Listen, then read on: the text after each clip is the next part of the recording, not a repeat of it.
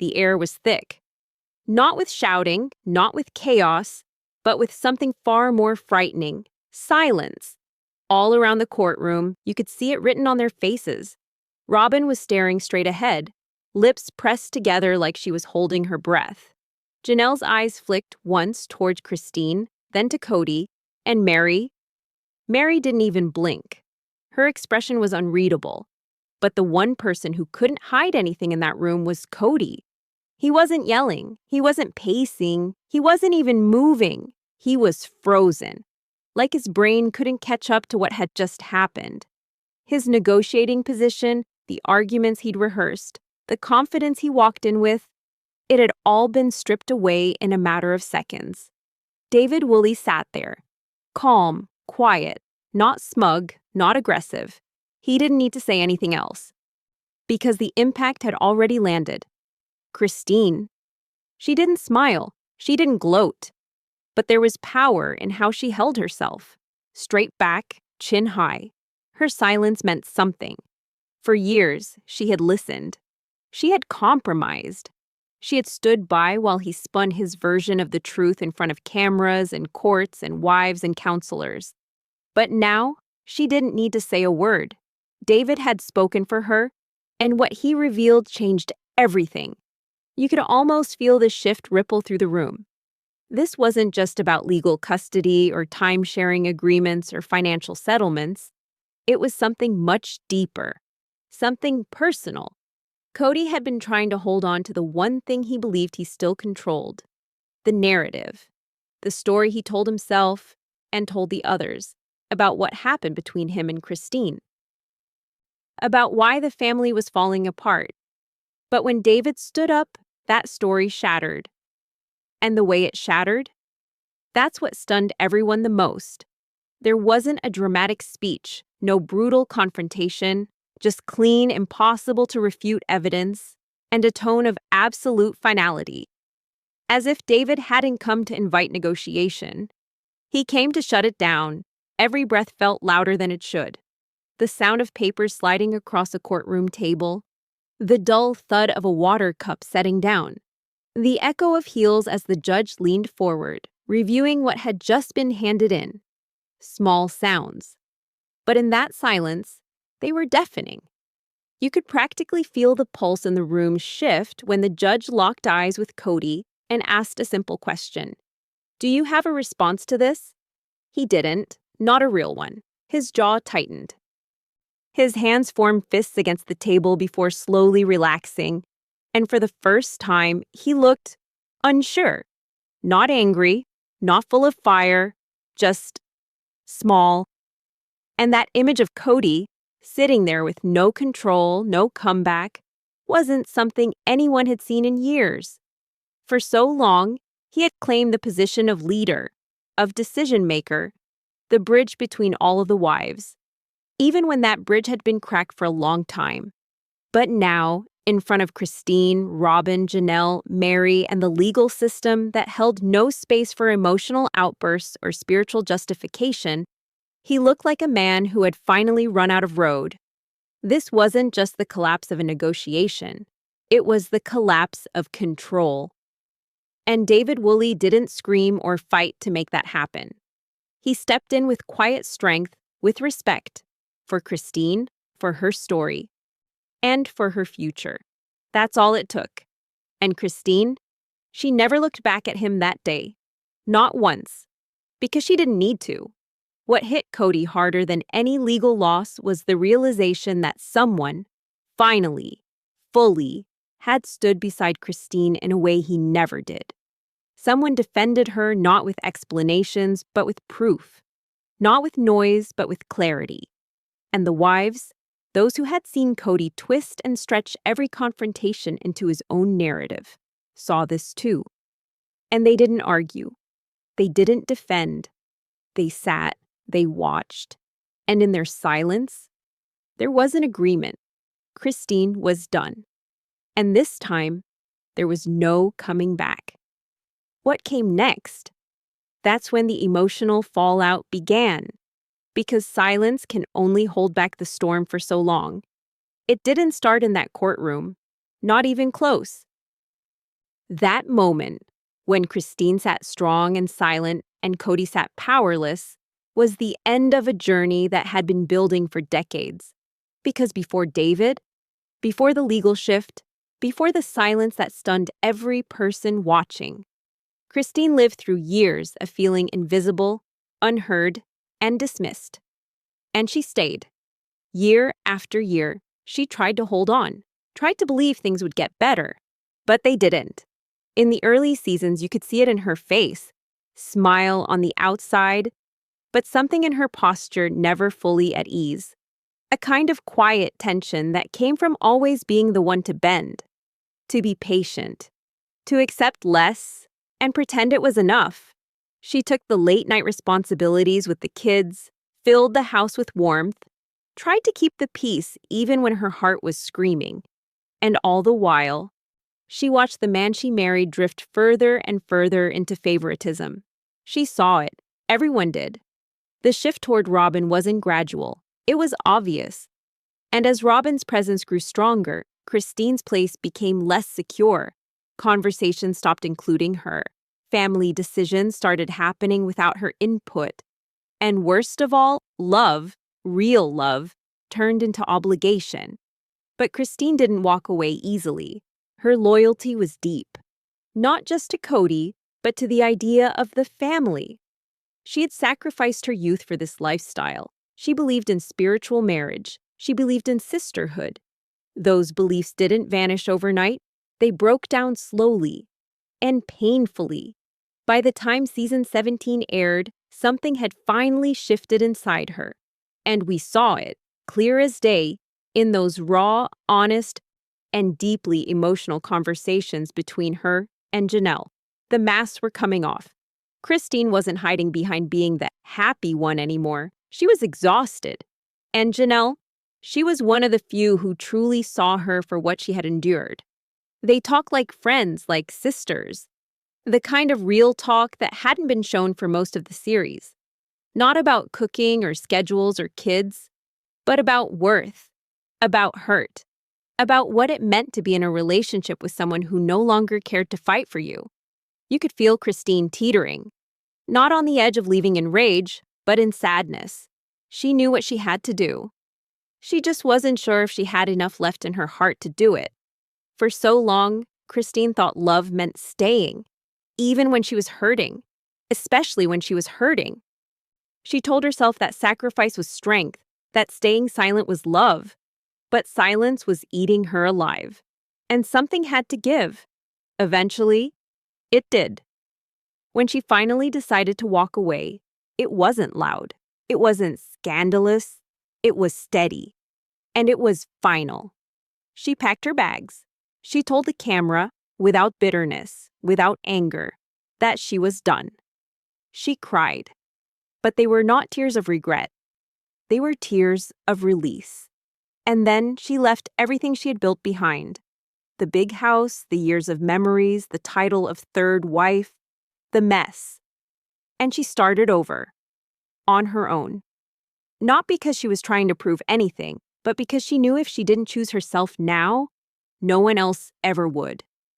And for a while, she stayed quiet, rebuilding in Utah, focusing on her kids, finding joy in the small things. Cooking classes, local outings, fresh paint on her new walls. It was the first time in her adult life that she was creating a life without worrying about being pleasing enough to someone else. She wasn't looking for a man. She wasn't chasing affection. She wasn't trying to fill a void. She was healing all the wounds that had been ignored for too long, finding worth in her own reflection. That strength didn't come from another person. It came from finally understanding who she was without being someone's partner, someone's support system, someone's second thought. And then came David. He didn't walk in and fix everything. He didn't try to rescue her. He didn't need to. Because by the time he showed up, Christine had already done the work. She had already saved herself. That's what makes their connection different. He didn't fall in love with someone broken. He saw the woman who had climbed out of the storm and stood tall. And he simply said, "I see you." For the first time in her life, Christine didn't have to shrink herself to be loved, and she didn't need permission to leave, or to speak, or to be. David wasn't the reason Christine left. He was what came after she finally let go. David didn't show up in Christine's life with grand gestures. No flowers on camera. No emotional monologues. He didn't try to become a hero. He simply showed up. And for a woman like Christine, who had already fought and survived the emotional deep end, that quiet consistency was everything. He didn't ask her to rehash all the pain she had already buried, but he listened when she chose to share it. Those moments weren't loud. They happened over dinners at home, in the car, during walks. Nothing posed, no audience. What struck Christine was how carefully he handled her story. Not with pity and not with judgment, with respect. And maybe more than that, with belief. Because for years, Christine had been pushing her truth through walls of denial. She'd spoken with therapists, told her sister wives, tried explaining over and over what she needed in that marriage, only to be told it was too much, or not the right time, or that she needed to be more understanding. David never asked her to explain why she left. He only asked what kind of life she saw for herself after. And when Christine answered, when she talked about peace, about being valued, about living without conflict, David didn't react with hesitation. He smiled. Because to him, that life already made perfect sense. They didn't rush anything. Christine had been rushing and pushing and stretching herself thin for years. Now, she wanted stillness. And David gave that to her? No demands, no performative love, no cameras, no religious structures forcing definitions either. For all his quiet strength, it's easy to forget that David noticed everything. He stayed in the background for a while, watching, learning, supporting. But there was one moment, one particular event, when that quiet presence turned into something else entirely. He could no longer watch Cody twist Christine's past for his own control. It started with a simple letter, legal paperwork tied to Christine's assets and property transition. Cody had inserted new conditions, quietly. Things that would have tied Christine financially back into joint family assets, even after their separation had been emotionally and physically finalized. It read like sneaky logistics, but David knew exactly what it was. A move to trap Christine again. Not out of love or fairness, but out of a desperate need to reclaim power. It was passive, but sharp. And it sent a message.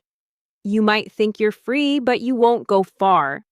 David never raised his voice. He didn't storm into a meeting. He didn't blast Cody online. Instead, he spent one weekend gathering every document, every recorded statement, every legal precedent that applied. Not to fight, but to close that door, for good. He'd seen enough. And more importantly, he wasn't just Christine's partner now. He was her witness. And he wouldn't let her be pulled back into a web that only ever served Cody's ego. Cody never saw it coming. He still saw David as just the new guy, the outsider, the man who didn't understand their background, the family structure, or the spiritual complex that bonded the Browns for decades.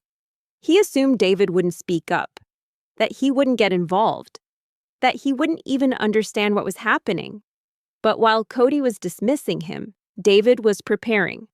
Not because he wanted revenge. David wasn't fueled by spite. He just didn't want to see Christine lose the peace she worked so hard to find. The legal filing was direct, unmistakable. There was no wiggle room left. The conditions Cody had buried in fine print were exposed, challenged, and neutralized before they even left the judge's inbox. And the way Christine looked at David after that moment, it wasn't dramatic. It wasn't overflowing with tears. It was the calm relief of someone who finally believed they were safe. Back then, Cody didn't think twice. He brushed David off as irrelevant. A new man clinging to the attention of a woman who never had staying power. He thought David would bow out once the drama got real. What he didn't realize was that David wasn't in this to win. He was in it to make sure Christine never had to fight the same fight again. And by the time Cody finally understood what David was capable of, the damage was already done. The build-up to the courtroom showdown didn't start with lawyers or documents. It started with panic. Cody had lost control over something he never thought he'd have to fight for: narrative. And once Christine announced her departure, not just emotionally but legally, everything shifted. He tried to act indifferent in front of the cameras. He kept saying that Christine was making a mistake, that she was overreacting, that she didn't think things through. But his behavior behind the scenes said otherwise. He was losing grip. Not just on her, but on the structure he spent nearly 3 decades controlling. And it broke him in ways he refused to admit. This wasn't about love anymore, it was about leverage. Cody understood one thing better than most. When emotional influence fades, legal force becomes the last weapon. So he turned to the paperwork, the property lines, custody logistics, financial claims. He believed that in the fine print, he could still tighten the grip, just enough to complicate Christine's exit. Not because he thought she would come back, but because he wanted to punish the freedom her clarity gave her. Christine had moved to Utah. Her heart had exited that relationship long before she changed her address. She was rebuilding, focusing on her kids, creating a future that had no space for regret. But Cody couldn't handle that. Because if she could walk away and become happier, what did that say about the years he kept her trapped in guilt? The filing started small, strategic, adjustments to shared properties, revisions to custody terms, shifting timelines. At first glance, it looked reasonable. But to anyone who had lived in this family's chaos, it wasn't hard to see. This was a slow attempt at reclaiming dominance, not through conversation, but through legal maze work. He didn't call Christine directly anymore. He spoke through attorneys, passive messages, disconnected logic, cold language he'd never used before, and still, she didn't flinch.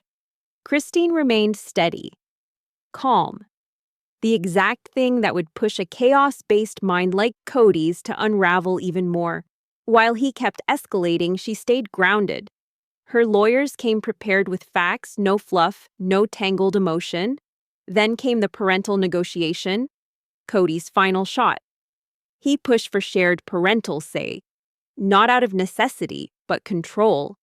He wanted to know what Christine was planning, where she'd live, who'd be in her house. With each clause he added, it was clear. This wasn't about the kids. He wasn't asking for more time. He was asking for permission to monitor, to place himself in a space where he no longer had presence. Christine didn't argue. She let his words speak for themselves. And the more he talked, the more obvious it became. This wasn't a father protecting his role. This was a man trying to anchor himself to a ship that had already sailed. The judge asked questions, straightforward ones, and each time, Cody's answers wobbled. He was defensive, emotional, not grounded in facts. You could hear it in the room, the undercurrent of someone losing their stance. He blamed lack of access, claimed betrayal, complained about everything Christine had done wrong. But none of it had legal footing. It was pure chaos, folded into tidy sentences. But Christine didn't respond to most of it. She didn't smile. She didn't interrupt. She didn't even blink. And that silence held more force than anything that came out of Cody's mouth. Then, before closing arguments could wrap, the back door opened. David walked in.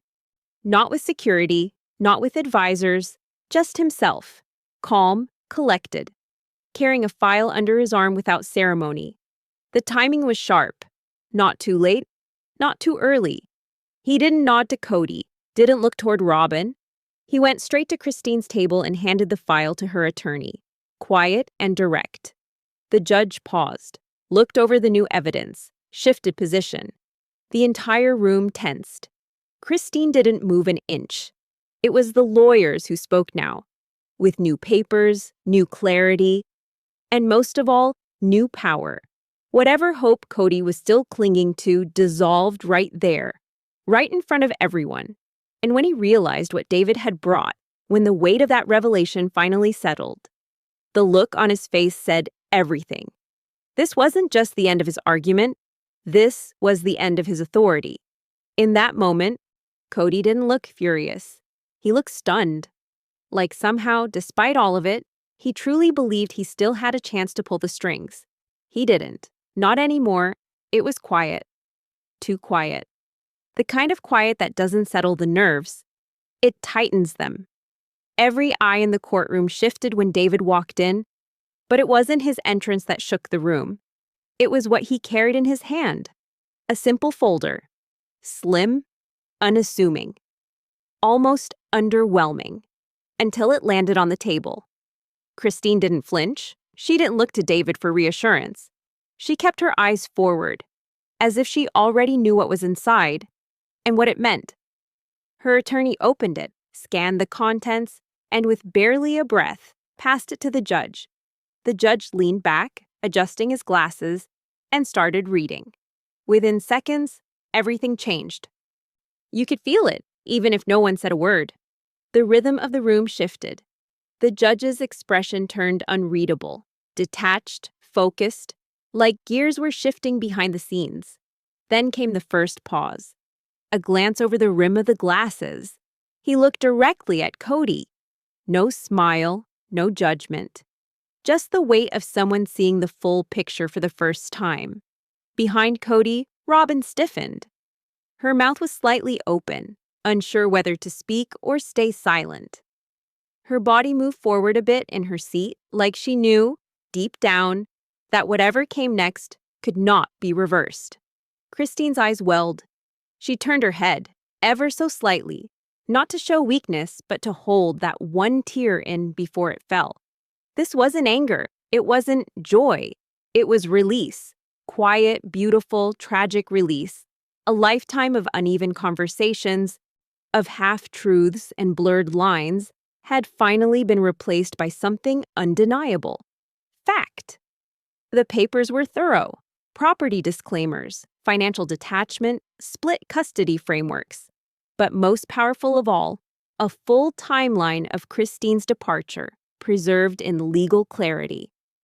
Including previous agreements Cody had signed and apparently forgotten, thinking they wouldn't matter later. Every argument he had made until now suddenly evaporated. And Cody? He sat up straighter, almost like he didn't believe what he was hearing. Then he leaned in, trying to read over his attorney's shoulder. And the look that slowly formed on his face wasn't rage. It wasn't confusion either. It was something colder. It was realization. Everything he thought he could spin, control, reframe was dead in the water. His last grip on Christine's life had slipped. Those power plays over property, money, and parenting time, all neutralized in front of him while he sat there helpless. It wasn't the judge that said it. It wasn't Christine or her lawyer. It was the documents from David. Sharp, simple, quiet, and absolute. Because everything in those papers had been built not in defense, but in preparation. David wasn't reacting. He had been ready. While Cody postured and blamed and delivered long-winded explanations to anyone who'd listen, David moved in silence. And that silence landed louder than anything Cody had tried to shout from the rooftops for the last year. The judge closed the folder. He didn't look at David. He didn't need to. This wasn't just legal. It was personal. The way Christine sat, with her hands folded, her breathing calm, that said more than pages of speech ever could. And then the judge turned to Cody. His voice was even, firm, and final. At this point, I see no grounds to proceed with your original negotiation, he said. Just like that. 7 seconds. Years of control gone. The moment could have ended there. Christine had legally won. But it wasn't the end. Because David finally spoke. And what he said next held more weight than all the legal wins Christine had stacked so far. He stood, voice calm, without arrogance. "She's already done the hard part," he said, motioning gently to Christine. "I'm just here to make sure she never has to do it alone again." Cody turned. This time, his face wasn't blank, it was cracked, pulled tight with disbelief. That wasn't a legal blow. That wasn't a courtroom loss. That was a man looking at the truth in the eyes of someone who had stepped up where he never would. And in that single sentence, everything Cody had failed to be was made obvious. Not by anger, not by confrontation, but by acknowledgement. The courtroom didn't erupt. It didn't need to, because right then, Cody wasn't fighting the court. He was fighting everything he no longer controlled. David didn't rush to speak. He waited until every paper was down, until the echo of the judge's ruling had settled into the silence that gripped the room like heavy fog. All eyes shifted toward him, expecting maybe a few formal words, something rehearsed. But what came out of David's mouth wasn't polished. It wasn't legal lingo or strategic courtroom talk. It was real. He turned slightly toward the judge, hands at his sides, voice measured. "Calm. I'm not here to speak over anyone or take anything from anyone," he began. "I'm here because I've watched, quietly, as this woman in front of you rebuilt herself after being emotionally, mentally, and spiritually overlooked for years." Not a sound in the room. Cody didn't blink, but his jaw was tight, muscles stiff like someone waiting to be hit. But David didn't swing. He didn't insult. He told the truth. He spoke about watching Christine step out of a life where every decision revolved around someone else's mood and someone else's priorities. About how her strength wasn't the decision to leave, but the decision to stay so long when she had every reason not to. David didn't add drama. He didn't raise his voice. His words were balanced and respectful. He rarely even looked at Cody. But when he did, it wasn't with hate. It was with something far more dangerous to a man who built himself on being the center: clarity. "At some point," David said quietly, "you stopped seeing her. You saw duties. You saw roles, but not her. And I don't say that to hurt you. I say it because if no one says it, you'll keep believing this happened to you instead of understanding what part you played in it." The courtroom shifted. Faces moved awkwardly. Even the judge shifted in his seat. Robin was wide-eyed, frozen. Mary looked down. Janelle folded her arms and exhaled like she had been holding her breath for a decade. Cody tried to speak, but no sound came. He opened his mouth, then closed it again, like even he wasn't sure what argument was left. David went on, slower now. "Christine isn't bitter. She's tired. She never asked for someone to fight her battles. Only to walk beside her. That's all I'm doing. No more, no less." And you could actually feel the moment hit Cody. Not just physically, but emotionally. His defenses, the explanations he'd leaned on for years. That she was disloyal, that she didn't try, that she was unstable. None of that stood up against this. Because David's words weren't rage-filled. They weren't theatrical. They were quiet, controlled. The kind of quiet that cuts through noise in a way yelling never could. Cody turned toward Christine, not in anger, but with a kind of disbelief, like he didn't recognize her anymore. That woman sitting calmly in front of him wasn't the one who used to cry in confessionals, trying to make sense of the silence in their marriage. She wasn't pleading. She wasn't explaining anything. And for the first time, Christine met his eyes. Not with venom, not with sarcasm, but with complete, unshakable clarity. There was nothing left behind her eyes. No guilt, no second-guessing, no regret. She didn't need him to understand. Because she finally did. And that was what broke him more than any document or court ruling ever could. He hadn't just lost her. He'd lost the place she used to keep for him in her heart. Everything that had once been his, her attention, her faith, her strength, had been taken back. Not to be given to anyone else, but to belong to herself again. The room stayed still. Even the judge didn't interrupt. This wasn't a legal dispute anymore. It was the final echoes of a story that had stretched painfully over years. David wasn't there to fight. He was there to close the book with grace. And Christine, steady, purposeful, finally turned away from Cody. Whatever weight she had carried from being ignored, undervalued, ridiculed, erased, it fell off her like dust. She stood up not as someone's ex-wife, not as a cast member, but as a woman free beside a man who never tried to fix her, only stood with her when she decided she didn't need fixing. And from the back corner of the room, Cody sat alone, swallowed in the quiet. No words. No more ground to stand on. What had been pride, shattered. What had been control, gone. All that was left was silence. And for the first time in the entire process, he didn't interrupt it. The moment held, stretching longer than it should have. The courtroom had gone quiet after David's words, but the real tension was now wrapped around the women seated just a few rows back. Robin, Janelle, Mary, each one frozen in their own way. All three had lived through years of the same man, the same patterns, the same unraveling that had quietly eroded the foundation beneath each of their lives.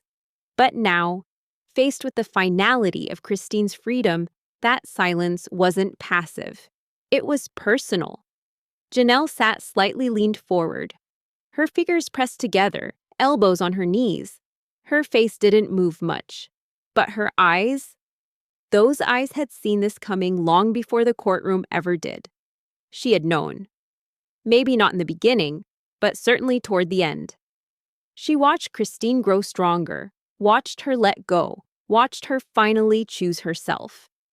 And Janelle hadn't stood in her way. Not once. Because deep down, she knew it too. They had all been quietly surviving, not living. You could see the conflict across her face. Guilt, maybe, respect, longing for something similar, and a quiet realization that Christine had done what Janelle had still been too tangled to do. Robin, though, was different. Her gaze was fixed on Christine, but not in anger. In stunned disbelief. Her world had revolved around being the peacemaker, the last one in, the one always caught in the emotional crossfires between Cody and his other wives. She'd said she wanted harmony. She'd cried about wanting everyone together. But when push came to court, when decisions required sides, she sat and watched the woman she once called sister wife walk straight out of the family with dignity. She looked wounded, not from betrayal, but from losing something that always felt slightly out of her control. Everyone's approval. Robin had leaned into the role of Cody's closest. And now, watching Christine finally break free, she must have wondered what that closeness cost. There was no defense forming on her lips, no attempt to justify him. Not this time. And then, there was Mary, still as stone, no tears, not even a twitch. She sat with her arms folded, legs crossed at the ankle, her expression practically carved out of glass. Of the wives, she had stayed the longest, endured the most emotional distance, been pushed the farthest away, yet kept near enough to always feel the sting. Her silence wasn't resignation, it was detachment, complete, measured, finished. She didn't even look at Cody. She hadn't for most of the day.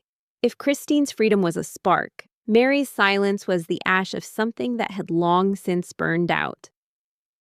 Years of being the forgotten wife had hardened her in a way even Cody didn't seem to notice anymore. And yet, none of them moved. None stood to speak. No one crossed the aisle to support him. Not even Robin. That's what hit the hardest. For a man who once proudly stood as the head of a four-wife family, the image was clear now. One had left with grace. One sat quietly broken. One sat emotionally gone. And one said nothing at all. They weren't a united front. They weren't a family pulled painfully close by loyalty. They were four women, each at their own emotional breaking point.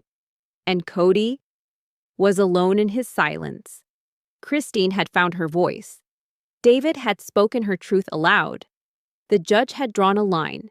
And now, in that courtroom, the people who once could have shielded him with support were no longer standing behind him. They had watched, they had listened. And by the end of it all, no one stood to defend him. Not Janelle, not Mary, not even Robin. The cameras didn't stop rolling after the courtroom emptied. They didn't need a dramatic script or a staged moment this time. Reality wrote itself. As the doors swung closed behind the judge and the murmur of people collecting their things began to fill the space again, Cody stood there, still, like his entire world had been frozen in a single blow. But now, it was melting around him, fast. He didn't speak at first. He walked to the corner of the room and pulled at his collar with both hands, like the weight on his chest had gotten too tight to breathe. And then, he exploded, pacing back and forth in the hallway, fingers pressing into his temples, muttering under his breath, louder, then louder again. The cameras followed, at a distance. His anger wasn't sharp anymore, it was scattered. Every word was drenched in frustration, but beneath it all, there was something different than viewers had seen before. It wasn't righteousness, it was fear. He accused Christine of making him look bad. He called the court blind, accused David of trying to steal his place. For a brief second, he turned to the producers behind the lens, asking how this was going to be edited, how they were going to spin this too. But deep down, everyone watching could see there was nothing left to spin. For seasons, Cody had been loud, dominating, always ready with a defense, an angle, a reason why he was the one being misunderstood. But today, the echo bouncing off those cold courthouse walls felt different. Anger without power is just noise. And for the first time, his voice didn't carry authority. It carried emptiness. A long hallway, lights humming above, and Cody, a man once surrounded by 4 wives, now pacing alone with no one following him out, no one asking if he was okay, no one agreeing, even silently. All the fire he had used to hold power over the family, blown out not by Christine, not by David, but by truth. Quiet, steady, undeniable truth. Outside the courtroom, Christine stepped into the sunlight with David beside her. They didn't speak into the cameras. They didn't hold a press conference. There were no attention grabs, no revenge speeches. She reached for his hand, and he took it without even looking down, like it was second nature. No ceremony, just understanding. Cameras zoomed in on her smile. It wasn't smug. It wasn't even giddy. It was something softer, something earned. It was peace. That walk to the car, side by side, was louder than anything Cody had screamed that day, because it didn't need to be explained. Christine had walked into that courtroom with a past, but the woman who walked out, she was rooted in her present and fully done staring backward. Back inside, Cody was still venting, searching for someone to blame. You could hear him trying to put the broken pieces into some kind of narrative. But even the crew didn't offer anything back. They just stood by, silent, observing. He pulled at his hair once, slapped the wall with his open hand, turned in circles like if he just moved fast enough, a strategy would come to him, but nothing came. Because there were no pieces left to rearrange. Christine had taken back her story. The wives who once stood next to him had quietly shifted away. And now, with nothing left to control, nothing left to fight for, and no one left to convince, Cody stood alone in the middle of that hallway. And for once, he looked small. There was no camera move dramatic enough to soften the truth. This wasn't a fall from power. This was a man who pushed everyone away until they had nothing left to give. And when that moment finally sank in, the realization that the world had moved on without him, even his voice gave out. All the shouting, the defensiveness, the curses under his breath, it ended in silence. A long pause, one last sigh, and then finally, he walked out too. No one followed. The courtroom may have emptied out in silence, but the reaction outside was anything but quiet. As the final scene hit screens across America, phones lit up. Tweets flew in by the second. Instagram threads exploded. And Reddit? It became a digital bonfire. Fans had been watching this story unfold for over a decade, but something about this episode, this moment, it changed everything. People weren't reacting like they were watching a reality show anymore. They were reacting like they'd just witnessed justice, truth, and dignity finally have their moment after years of emotional chaos. No more guessing games, no more giving Cody the benefit of the doubt. His performance unraveled in front of millions, and viewers stopped seeing a passionate father or misunderstood husband and started seeing behavior that looked a lot like manipulation. Christine, on the other hand, was reborn in their eyes. Posts started pouring in. She carried that family for years and still walked out with grace. The way she looked at Cody at the end, that was strength in its purest form. Not all heroes wear capes. Some wear emotional scars and still walk proud. For years, Christine had been dismissed not just by Cody, but by parts of the audience too. They called her dramatic, emotional, difficult. But now, that label didn't fit anymore. She wasn't viewed through the lens of a leaving wife. She was viewed as the one who woke up, stood up, and stepped away, with her head held high. On Reddit, longtime fans revisited early episodes. They picked apart old scenes where Christine laughed a little too hard, smiled a little too long, trying to cover the sadness underneath. One viral comment with over 10,000 upvotes read, "Go back to season 3. She was already checking out, we just didn't see it until now." Twitter Spaces became live commentary zones. Influencers and reality TV reviewers shifted their tone completely. The tide had turned. Sympathy was gone from Cody's side, and the narrative blanket he'd clung to, about loyalty, about commitment, about Christine misunderstanding his vision, was ripped clean off. Even longtime supporters of plural marriage weren't defending him now. One wrote, "This isn't about polygamy, it's about control.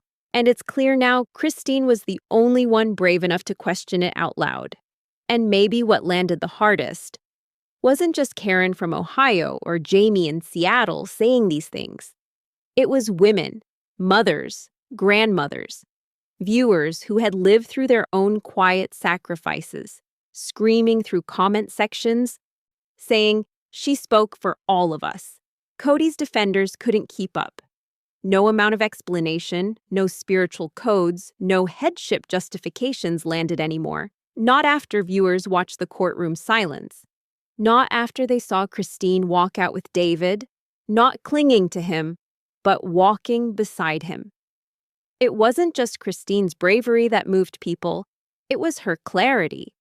She didn't burn the house down. She simply walked out the front door and started building her own. Blogs were flooded, podcasts devoted entire bonus episodes to Christine's arc. Fan art popped up. Quotes from her last testimonial were posted like war cries. "I deserve to be someone's first choice." On Etsy, Christine's fans were literally printing the words on mugs. It wasn't celebrity worship, it was connection. She had survived something, and people felt seen. Meanwhile, Cody couldn't catch sympathy even if he tried. You could feel the shift in tone even in the show's fan pages. Once flooded with debates, now they were unified. "He did this to himself." Another trending comment echoed the same.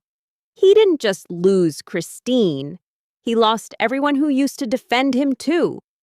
The emotional loyalty of the audience had rewritten itself. Christine was no longer cast as the third wife, or the emotional one, or even the wife who left. She had become the one who saw it through, who stared shame in the eye, picked up her pieces, and walked into her next chapter without needing revenge. She didn't lash out, she didn't crumble, she rose. And maybe of all the voices speaking out online, one simple comment captured it best. She didn't just walk away. She walked tall. And that's exactly how it felt. Christine doesn't talk much about the courtroom now. She doesn't need to. That part of her story, the years of waiting, of hoping he would change, of bending herself to fit someone else's version of love, is over. And she doesn't relive it in her words because it no longer lives rent-free in her spirit. She's free now, fully. That's not something you scream about. That's something you live. She wakes up in her home without tension hanging over her family room. She cooks breakfast without wondering who will join, who won't, who's still choosing her in silence while loving someone else out loud. Her children laugh, louder now. Her eyes don't scan rooms the way they used to, bracing for moods, code switching to survive emotional whiplash. That's gone. Her phone rings. And it's David, not calling to question or correct, but to check in, to ask about her day, to bring her coffee without her having to hint at it. Love now feels light. Not because it's perfect, but because it's not conditional. It doesn't play favorites. It doesn't withdraw when it's uncomfortable. It doesn't silence her needs. And that alone is everything she was ever asking for. There's a version of this story where Christine ending her marriage might have come sooner, but truthfully, this was the time, because she had to arrive at peace on her own. No one could rescue her from the weight of that family. She had to walk through it, year after year, in silence, in sacrifice, in strength. By the time David came along, Christine wasn't looking for love. She was finally full enough to recognize the kind of steady love she'd never thought was possible. And what about Cody? There's no reunion episode that can patch together what fell apart. There's no edit that can save his narrative. The silence around him now isn't temporary. It's earned. He once believed the moral high ground belonged to him, that if he held on to principle, the truth would land on his side. But holding on to power is not the same as holding on to people, and he learned that too late. What shattered his illusion wasn't Christine leaving. It was David standing beside her, calm, prepared, loyal, and doing what Cody refused to do for decades. Protect her peace instead of disturbing it. Christine didn't rise from the fire. She carried the fire out with her and used it to light something new, something stable. And outside all the noise, outside the courtroom and the talking heads and trending hashtags, Christine now exists in a space Cody has no access to, no say, no pull. She sits around a table on a Saturday night with her kids, without looking toward a front door, wondering who may or may not walk in. She laughs without swallowing it back. She chooses furniture based on her taste. She drives without needing approval. She lives on her own terms. And her life isn't a stage anymore. It's hers. That's not freedom born from rebellion. That's freedom born from exhaustion, from clarity, from finally saying, enough. Cody doesn't hold court now. There are no more family meetings where his voice is king. No more strategizing behind closed doors. The patriarch has disappeared from the center, and not because he was pushed out, but because no one kept circling around him. And as for David, he's not the reason Christine is powerful now, but he's the one who matched her energy when she finally remembered her worth. He doesn't pull her forward. He walks beside her, steady and sure. And that balance is everything. This wasn't just the end of a long relationship. It wasn't just a divorce. It was the unraveling of an illusion and the quiet construction of something real. Christine didn't need grand gestures to free herself. She needed truth. And when it came, she held it gently, but without apology. So now, as old fans rewatch the earlier seasons, listening to Christine ask for time, for help, for attention, many of them say the same thing. Now we see it. The heartbreak was always there, but the silence? That's where the story lived. And now, it's over. Christine didn't just leave. She chose herself. And Cody, for all his speeches, all his defenses, all his control, had no answer for that. Now, I want to hear from you. If you followed Christine's entire journey, do you think this was her true freedom? Or was it simply the closure she'd been denied for too long? Tell me, if you were her, would you have waited this long? Let's talk in the comments.